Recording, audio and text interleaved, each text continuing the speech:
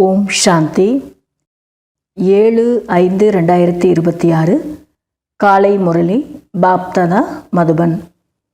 இனிமையான குழந்தைகளே, நீங்கள் பிரம்மா வாய் வழி பிராமணர்களாக இருக்கிறீர்கள். உங்களுக்கு தான் தந்தையின் மூலம் ஞானத்தின் 3ஆம் கண் கிடைத்துள்ளது. நீங்கள் இப்பொழுது ஈஸ்வரிய மடியில் இருக்கிறீர்கள். கேள்வி: வேறு எந்த தர்மமும் இருக்காத, பிளவுபடாத, அதாவது ஒரு ராஜ்யத்தை, அத்வைத ராஜ்யத்தை ஸ்தாபனை செய்வதற்கான ஆதாரம் என்ன? பதில்: யோக பலம். சரீர பலத்தின் மூலம் ஒருபொழுதும் பிளவில்லாத ராஜ்யத்தை ஸ்தாபனை செய்ய முடியாது. கிறிஸ்துவர்கள் ஒன்றுபட்டுவிட்டால் முழு உலகின் மீது ராஜ்யம் செய்ய முடியும். அந்த அளவுக்கு அவர்களிடம் சக்தி உள்ளது. ஆனால் அது சட்டத்தில் இல்லை. உலகில் ஒரு ராஜ்யத்தின் ஸ்தாபனை செய்யும் வேலை ஒரு தந்தையுடையதே ஆகும். பாடல்: ஆகாய சிம்மாசனத்தை விட்டு வாருங்கள். ஓம் சாந்தி. குழந்தைகளுக்கு ஓம் சாந்தி என்பதன் அர்த்தம் பல முறை புரிய வைக்கப்பட்டுள்ளது. ஓம் என்றால் நான் யார்? நான் ஆத்மா. இந்த சரீரம் என்னுடைய கர்ம இந்திரியங்கள் ஆகும். நான் ஆத்மா பரந்தாமத்தில் வசிக்கக்கூடியவன். ஓ தூரதேசத்தில் வசிப்பவரே, வாருங்கள் என பாரதவாசிகள் அழைக்கின்றனர். பாபாவை, பரமாத்மாவை அந்த மாதிரி சொல்லி கூப்பிடுறோம். உண்மையிலேயே ஆத்மாவும் பரந்தாமத்தில் வசிக்கக்கூடியது தான், பரமாத்மாவும் பரந்தாமத்தில் வசிக்கக்கூடியவர் தான். அவரை நம்ம இங்கே இருந்துட்டு கூப்பிடுறோம். குறிப்பாக பாரதவாசிகள் கூப்பிடுறாங்க. ஏனென்றால் பாரதத்தில் தர்மத்திற்கு நிந்தனையும் துக்கமும் ஏற்பட்டுள்ளது. நீங்கள் மீண்டும் வந்து கீதையின் உபதேசத்தை செய்யுங்கள், சிவபாபா வாருங்கள் என கீதையை குறித்து தான் கூறுகின்றனர். ஏனென்றால் அவர் அனைவருக்கும் தந்தையாவார். பாபா சொல்கிறார், நான் கல்பந்தோறும் என்னுடைய நிராகார ரூபத்தை மாற்றிக்கொண்டு வருகின்றேன் என்பதை குழந்தைகளாகிய நீங்கள் அறிவீர்கள். பரம்பிதா பரமாத்மாதான் ஞானக்கடல் ஆவார். ஒருபொழுதும் கிருஷ்ணரை அவ்வாறு சொல்வதில்லை. நான் இந்த சாதாரண உடலில் வந்து உங்களுக்கு மீண்டும் சகஜ ராஜயோகத்தை கற்றுக் கொடுத்து கொண்டு இருக்கின்றேன். தந்தையோ நம்முடைய சுப்ரீம் தந்தையாகவும் ஆவார், சுப்ரீம் ஆசிரியரும் ஆவார், சுப்ரீம் குருவும் ஆவார். மற்றபடி வேறு குருமார்கள் யாவருமே சுப்ரீம் என சொல்ல முடியாது. இவரோ தந்தை, ஆசிரியர், குரு ஆகிய மூவருமாக இருக்கிறார். லௌகிக தந்தை குழந்தைகளை பாலனை செய்து பின் அவர்களை பள்ளிக்கு அனுப்பி வைக்கிறார். யாரோ ஒரு சிலர் அபூர்வமாக தந்தையே ஆசிரியராகவும் இருப்பார்கள். ஆனால் அப்பா, டீச்சர், குருன்னு ஒரு பரமாத்மாவுக்கு, அந்த சுப்ரீம் சோலாக இருக்கின்ற பரமாத்மாவுக்கு மட்டும்தான் சொல்ல முடியும். ஒரு சிலர் லௌகிக அப்பா டீச்சராக கூட இருக்கலாம், அது அபூர்வமாக. மற்றபடி இந்த 3 சம்பந்தத்தில் பரமாத்மா மட்டும்தான் கிடைச்சிருக்கிறாரு. இந்த ஞானம் இப்பொழுது உங்களுக்கு தந்தை மூலமாக கிடைத்துள்ளது. கலியுகத்திலோ அல்லது சத்தியுகத்திலோ இந்த ஞானம் யாரிடமும் இருக்காது. சிவராத்திரியும் பாடப்படுகிறது. கிருஷ்ணருடையதையும் ராத்திரி என்கின்றனர். கிருஷ்ணரும் இரவுல தான் பிறந்தாரு அப்படின்னு சொல்லுவாங்க. ஆனால் அதனுடைய அர்த்தத்தை புரிந்து கொள்வது இல்லை. சிவனின் ஜெயந்தி, அதாவது சிவனின் அவதாரம் ஏற்படுகிறது. இப்படிப்பட்ட தந்தையின் நாளை, சிவ ஜெயந்தியை குறைந்தது 1 மாதமாவது கொண்டாட வேண்டும். யார் முழு சிருஷ்டியை தூய்மையற்ற நிலையிலிருந்து தூய்மை ஆக்குகிறாரோ அவருடைய நினைவாக விடுமுறை கூட கொடுப்பதில்லை. சிவ ஜெயந்திக்கு கவர்மெண்ட் ஹாலிடே கூட விடுறதில்லை அப்படின்றாரு. நான் அனைவரையும் விடுவிக்கின்றேன், வழிகாட்டியாகி அனைவரையும் அழைத்து செல்லுகின்றேன் என தந்தை சொல்கிறார். அப்படிப்பட்ட அவருடைய அந்த அவதாரம் சிவ ஜெயந்திக்கு லீவு கூட விட மாட்டேங்கிறாங்க அப்படின்றாரு பாபா. ஆத்மாவின் ரூபம் என்ன என்பதும் கூட யாருக்கும் தெரியாது. ஆத்மாக்களாகிய நீங்கள் கட்டை விரல் அளவும் கிடையாது, அகண்ட ஜோதியும் அல்ல என தந்தை சொல்கிறார். நீங்கள் புள்ளி வடிவமாக நட்சத்திரமாக இருக்கிறீர்கள். நானும் கூட ஆத்மா புள்ளி வடிவத்தில் இருக்கின்றேன். ஆனால் நான் மறுபிறவிகளில் வருவதில்லை.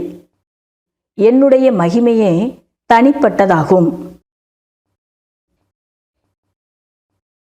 இப்போது நீங்கள் ராஜ்யத்தை ஸ்தாபனை செய்து கொண்டிருக்கிறீர்கள். யோக பலத்தின் மூலம் நீங்கள் முழு உலகத்தின் எஜமானர் ஆகிறீர்கள். சரீர பலத்தின் மூலம் யாரும் ஒருபொழுதும் உலகின் மீது ராஜ்யத்தை செய்ய முடியாது. தந்தை புரிய வைக்கிறார், உலகின் ராஜ்யம் யோக பலத்தின் வாயிலாக, அதாவது என் மூலமாகத்தான் கிடைக்கின்றது. அங்கே எந்த பிரிவினையும் கிடையாது. பூமி, ஆகாயம் என அனைத்தும் உங்களுடையதாகவே இருக்கும்.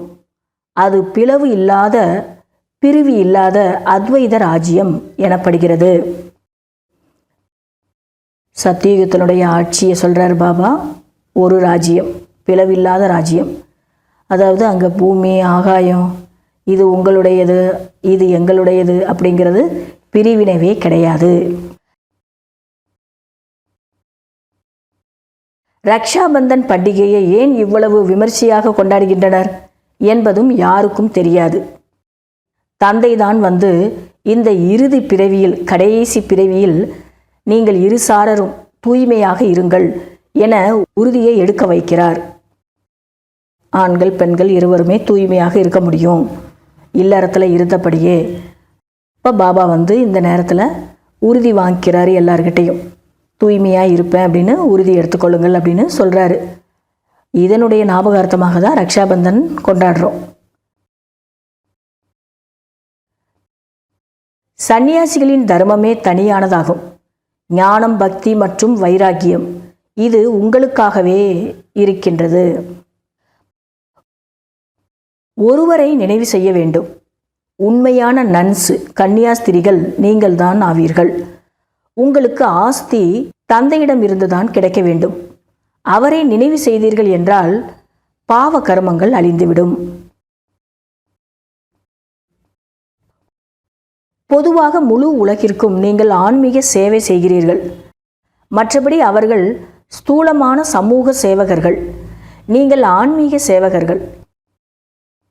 உலகத்துலேயும் சோசியல் சர்வீஸ் பண்ணுறவங்க இருக்கிறாங்க. அவங்க ஸ்தூலமான சேவை செய்வாங்க. நீங்கள் ஆன்மாவுக்கு சேவை செய்யக்கூடிய ஆன்மீக சேவகர்கள். உங்களுக்கு கற்றுத்தருபவர் பரமாத்மா ஆவார். தந்தையை நினைவு செய்யுங்கள் என அனைத்து ஆத்மாக்களுக்கும் கூறுங்கள். இப்படியாப்பட்ட சேவை செய்யணுன்றார் பாபா. எல்லா ஆத்மாக்களுக்கும் பரமாத்மா தந்தையை நினைவு செய்யுங்கன்னு சொல்லித்தரணும். அமரரான பாபா வந்து அமர ஆத்மாக்களான உங்களை அமர லோகத்திற்கு அழைத்து செல்வதற்காக அமர கதையை சொல்லிக் கொண்டு இருக்கிறார்.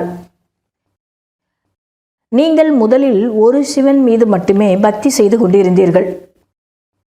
பக்தி மார்க்கத்தில் ஒரு பாபாவை மட்டும்தான், சிவனை மட்டும்தான் பூஜை பண்ணிட்டு இருந்தோம். கலப்படமற்ற பக்தி செய்தீர்கள். பிறகு இப்பொழுது மீண்டும் நீங்கள் தேவி தேவதைகளாக ஆகி கொண்டிருக்கிறீர்கள். கலப்படமற்ற பக்தி செய்தீர்கள். பிறகு தேவதைகளுடைய பூஜை செய்ய தொடங்கினீர்கள். பிறகு கீழே இறங்கியபடி வந்தீர்கள். இப்போது மீண்டும் நீங்கள் தேவி தேவதைகளாக ஆக்கிக் கொண்டு இருக்கிறீர்கள். குறைவாக படிப்பவர்கள் பிரஜையில் சென்று விடுவார்கள். நல்ல விதமாக படிக்க வைப்பவர்கள் ராஜ்யத்தில் வருவார்கள். அளவற்ற பிரஜைகள் உருவாகுவார்கள். ஒரு மகாராஜாவுக்கு லட்சக்கணக்கான கோடிக்கணக்கான பிரஜைகள் இருப்பார்கள். அத்தனை பிரஜைகளையும் இங்கே தான் நம்ம தயார் பண்ணணும். யார் நல்லா படிக்கிறாங்களோ அவங்க ராஜ்யத்தில் வருவாங்க. குறைவாக படிக்கிறவங்க பிரஜையாக தான் வருவாங்க. பக்தி மார்க்கத்தில் ஈஸ்வரனின் பெயரால் தானம் செய்கின்றனர். ஈஸ்வரனிடம் இல்லையா என்ன? இறைவன் பேரில் தானம் செய்கிறாங்க பக்தி மார்க்கத்தில். அந்த இறைவனுக்கு இல்லையா என்ன? அவர் தான் கொடுக்கக்கூடியவர். அவருடைய பேரில் இங்கே தானம் பண்ணிட்டு இருக்கிறாங்க. ஈஸ்வர அர்ப்பணம் என சொல்லுகின்றனர், கிருஷ்ண அர்ப்பணம் என சொல்லுகின்றனர். ஆனால் உண்மையில் ஈஸ்வர அர்ப்பணம் மனிதர்கள் செய்வதற்கான பலன் அடுத்த பிறவியில் கிடைக்கிறது. ஒரு பிறவியில் ஈஸ்வர அர்த்தம் தானம் செய்தாலும் அடுத்த பிறவியில் அவங்களுக்கு பலன் கிடைக்குது.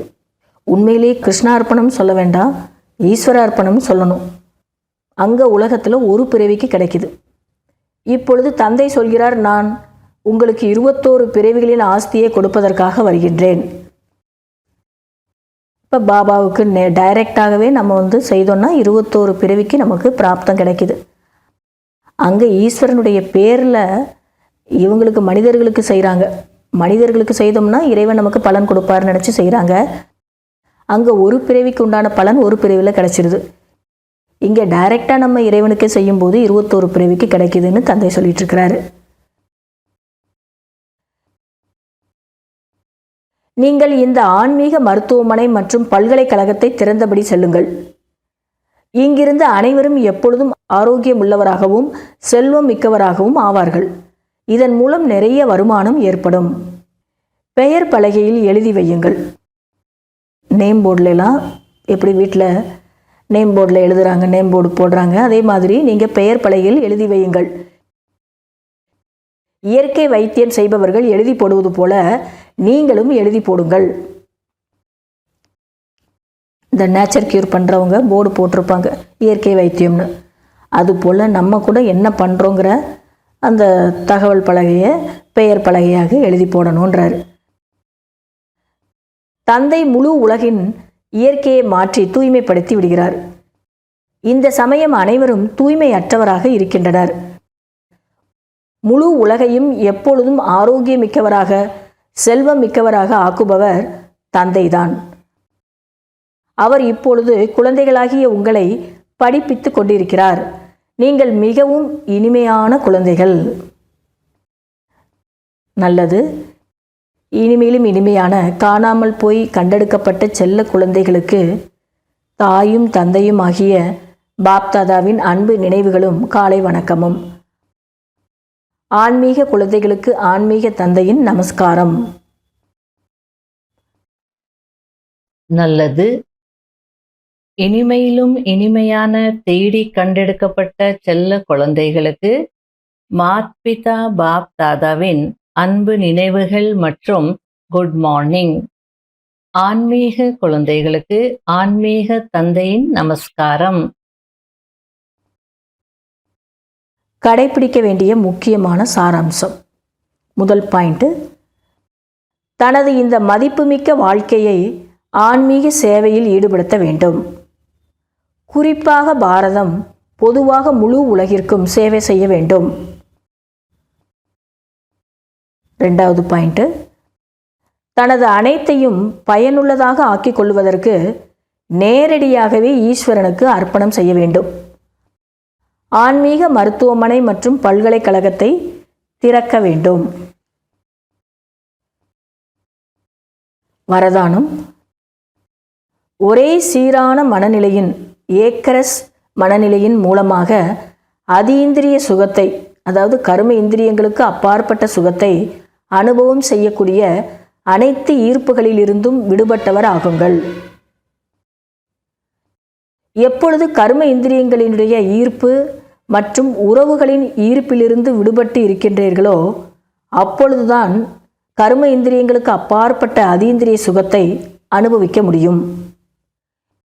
ஏதேனும் ஒரு கர்ம இந்திரியங்களுக்கு வசப்படும் போது அதனால் ஏற்படும் பல்வேறு விதமான ஈர்ப்புகள் அது அதீந்திரிய சுகத்தை, அதாவது மகிழ்ச்சியை அடைவதில் தடைகளை போடுகின்றது.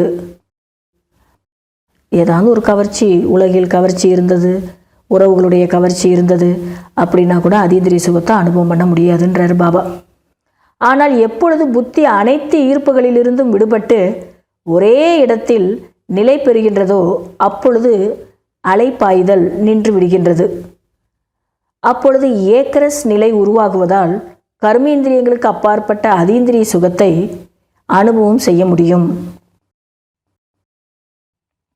ஸ்லோகன், உங்கள் புத்தியின் தொடர்பை எப்பொழுது தெளிவாக வைத்திருக்கின்றீர்களோ அப்பொழுது மற்றவர்களுடைய மனதிலுள்ள எண்ணங்களை உங்களால் அறிந்து கொள்ள முடியும்.